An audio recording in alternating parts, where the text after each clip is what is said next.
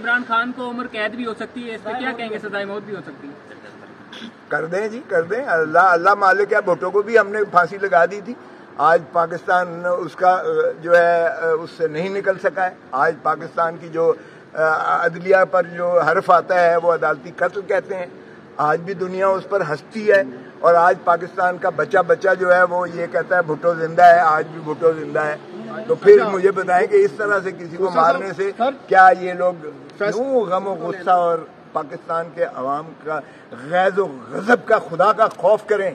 देखें जरा, आज वो 70 की दिहाई नहीं है, 80 की दिहाई नहीं है, 90 की दिहाई नहीं है, 2023 है आज का पाकिस्तान हर एक के हाथ में हर जो है वो मौजूद है। इंफॉर्मेशन का मीडिया मौजूद है। शर्म आनी चाहिए जिसने ये केस बनाया है। एक दिन भी इसमें जो है नवाज मोहतरम इमरान खान का बाबा सलासत रहना या जेल में रखना 25 करोड़ अवाम की इज्जत और नामूस का जनाजा निकालने के मुतरादिफ है। हम क्या एक गयूर कौम की हैसियत से मैं समझता हूँ कि पाकिस्तान को अगर बैनुल अक़वामी तौर पर किसी भी इज्जत और वक़ार का मुकाम हासिल करना है तो पाकिस्तान को अपने मामलात जो है अपने हाथ में लेना पड़ेंगे। किसी की chief justice Islamabad high court के पास लगे हुए थे। आज का तकरीबन सारा दिन, अभी हम जो है पहले 2.5 घंटे मैंने बहस की थी और अब 3 साढ़े 3 घंटे मजीद इस्तग़ासे की जानिब से सरकार दौलत मदार के वकीलों ने जो है वो बहस जवाब में बहस की उन्होंने। और एक बात भी वो ये नहीं कर सके कि ये जो साइफर के मुंदरजात थे जो डोनाल्ड लू ने हमारे एम्बेसडर असद मजीद को धमकी दी थी कि अगर तुमने प्राइम मिनिस्टर को अदम एतमाद के जरिए न निकाला या तो अमेरिका तुम्हारे साथ बुरी करेगा और अगर निकाल दिया तो अमेरिका तुम्हें माफ कर देगा। अब मैंने बार बार कहा, मैंने कहा जी इसमें ये तो बता दें कि इसमें से कौन सा ऐसी बात है जिससे पाकिस्तान का दिफा कोई कमज़ोर होने जा रहा है या इसकी सॉवरेनिटी, इंटेग्रिटी, इसकी जो है इंडिपेंडेंस पर कोई हर्फ आ रहा है या इसके कोई तनसीबात पर कोई दुश्मन को रसाई आ रही है या उसको इत्तला कोई फराहम हो रही है। कोई एक बात तो बता दें। ऑफिशियल सीक्रेसी एक्ट को कैसे आप इतलाक कर रहे हैं? एक ताज बरतानिया का 100 साल का पुराना कानून जो 1923 का है, जिसमें उन्होंने जो है जो हिंदुस्तान के जो बासी थे उनको गुलाम रखने के लिए ये कानून बनाया था कि उनसे जो जुल्म और ज्यादती रवा की जाए, जिस तरह भी उन्हें पकड़ के उठा के और उनको सजा कर दी जाए। ये उस कानून के तहत क्या अब आज़ाद पाकिस्तान जिसमें एक आइन की अमलदारी भी है, उन 25 करोड़ अवाम को भी गुलाम करने का जो है इन्होंने अज़्म कर रखा है, क्योंकि ये पहली नौइयत का केस है, वाहिद नौइयत का पाकिस्तान का केस है जिसमें वजीर आज़म को अपने ही एक जो है मामलात में एक अवाम को जो है एतमाद में लेने की पादाश में उसको जो है पाबंद हासिल किया हुआ है।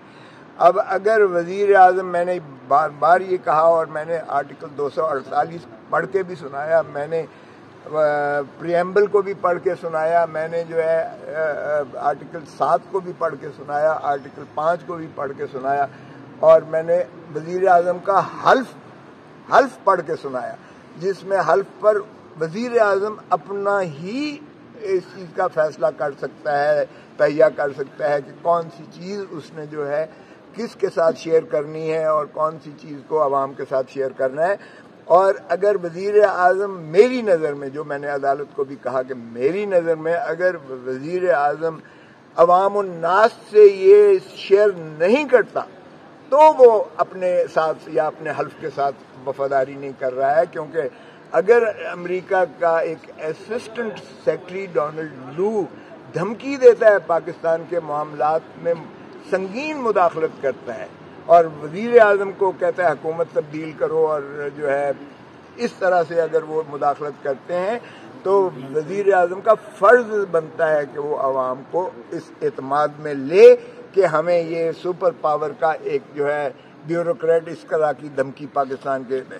لیکن اس سے پہلے وزیر اعظم نیشنل سیکیورٹی کاؤنسل میں لے کے گئے. نیشنل سیکیورٹی کاؤنسل میں وزیر اعظم، وزیر دفاع اور سینئر وزراء کے علاوہ چاروں سربراہان افواج پاکستان کے ہوتے ہیں. یعنی آرمی چیف ہوتا ہے، ایئر چیف ہوتا ہے، نیول چیف ہوتا ہے اور ڈی جی ISI ہوتا ہے. چاروں موجود ہوتے ہیں. یہ یعنی عسکری قیادت پوری پاکستان کی اس میں موجود ہوتی ہے. اور انہوں نے یہ فیصلہ کیا کہ یہ ڈونلڈ لو کا یہ جو فرمودات ہیں ہمارے اسد مجید امبیسڈر کو، یہ پاکستان کے اندرونی معاملے میں شدید مداخلت ہے، سنگین مداخلت ہے، اور اس کا جو ہے شدید جواب دیا جائے، رد عمل ڈپلومیٹک طریقے سے کیا جائے. اور اسی کی جو ہے عملداری کرتے ہوئے محترم عمران خان صاحب نے ساری قوم کو بھی بتایا اور سب کچھ. اور پھر یہ نیشنل سیکیورٹی کاؤنسل کی جو قرارداد تھی، یہ بعد میں خود شہباز شریف جب وزیر اعظم بنے تو انہوں نے بھی نیشنل سیکیورٹی کاؤنسل کی میٹنگ اس ایشو پر بلائی. اسد مجید امبیسڈر کو بلایا انہوں نے اس میٹنگ میں، جو نیشنل سیکیورٹی جس میں چاروں سربراہان افواج پاکستان کے موجود تھے، ان کی موجودگی میں. اور اس میں خواجہ آصف ڈیفنس منسٹر اور اس وقت کی کابینہ شہباز شریف کے زیر جو سایہ تھی، وہ بیٹھ کے انہوں نے پھر سنا اسد مجید کا، اور انہوں نے کہا واقعی ہی یہ سائفر کے مندرجات بالکل صحیح ہیں، اس میں کوئی کمی بیشی نہیں ہے، اور یہ پاکستان کے اندرونی معاملات میں مداخلت ہے اور ڈبوش لکھا گیا. تو یہ تصدیق کی، اور بعد میں جو ہے شہباز شریف نے قومی اسمبلی میں تقریر کرتے ہوئے اس بات کی تصدیق کی. تو مجھے بتائیں، اس پر شرم آنی چاہیے جس نے یہ کیس بنایا ہے. ایک دن بھی اس میں جو ہے محترم عمران خان کا بابا سلاسل رہنا یا جیل میں رکھنا 25 کروڑ عوام کی عزت اور ناموس کا جنازہ نکالنے کے مترادف ہے. ہم کیا ایک غیور قوم کی حیثیت سے میں سمجھتا ہوں کہ پاکستان کو اگر بین الاقوامی طور پر کسی بھی عزت اور وقار کا مقام حاصل کرنا ہے تو پاکستان کو اپنے معاملات جو ہے اپنے ہاتھ میں لینا پڑیں گے، کسی کی ڈکٹیشن نہیں لی جائے گی. اور یہی میں نے کہا کہ بدقسمتی سے ضیاء الحق نے بھی جو ہے یہ افغانستان جنگ امریکہ کے لیے لڑی، پاکستان کے شہید کروائے. اور پھر اسی طرح 9/11 میں مشرف نے بھی یہ امریکہ کی جنگ لڑی جس میں پاکستانی شہید ہوئے، اور آج بھی ہم اس کا خمیازہ بھگت رہے ہیں. میں نے کہا جی بس کر دیجئے، غلامی بس کر دیں اور پاکستان کو ایک آزاد ریاست کے طور پر کام کرنے دیں. فیصلہ محفوظ ہو گیا، کیا سمجھتے ہیں؟ خان صاحب کو سزا سنانی جا رہے ہیں. موبائل موجود ہے. سو آج کا پاکستانی جو ہے، آپ ایک دفعہ الیکشن ہونے تو دیں، پھر دیکھیں کہ ان کو پی ڈی ایم کو کتنی مار پڑتی ہے، ان کی ضمانتیں ضبط ہوں گی. کیا فیصلہ آ سکتا ہے؟ فیصلہ محفوظ کر لیا گیا، کیا توقعات ہیں آپ کی آج کی؟ دیکھیں، میں نے اور ہمارے وکلاء کی جو ٹیم تھی، ماشاءاللہ ہم نے اپنا کما حق ادا کیا ہے، پاکستان کے لیے حق ادا کیا ہے، آئین کی بالادستی کے لیے کیا ہے، رول آف لا کے لیے کیا ہے. ہم نے بحث اپنے موکل کی، عمران خان کی، دل سے جو ہے ہم نے، اور اپنی جو بساط تھی ہم نے میکسیمم کیا ہے. آگے جج، ایک منٹ یار سن تو لو جواب.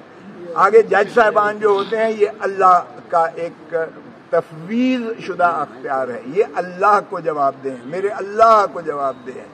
اللہ ہی انشاءاللہ انصاف کرتا ہے. اللہ کے ہاں دیر ضرور ہو سکتی ہے، اندھیر نہیں ہوتا ہے. مجھے یقین ہے انشاءاللہ کہ یہ جو ہے کیس ختم ہو جائے. موسیٰ صاحب، اکثر فیصلے جو ہے محفوظ ہونے کے بعد جو ہے سنانے میں بڑی تاخیر کی جاتی ہے، تو آپ سمجھتے ہیں کہ اس کیس کو بھی جو ہے فیصلہ محفوظ کر کے طے خانے میں رکھ دیا جائے گا؟ میں نے یہ جو کواشمنٹ کی پٹیشن لگوائی ہے، میں نے ریکویسٹ کر کے انہوں نے پذیرائی کی. مجھے کوئی اس میں ہچکچاہٹ نہیں ہے کہ چیف جسٹس صاحب نے، میں نے کہا جی 17 کو اس نے رکھا ہوا ہے، بلڈوز کر رہا ہے، دلاور والا کام ہم سے نہ کروائیں.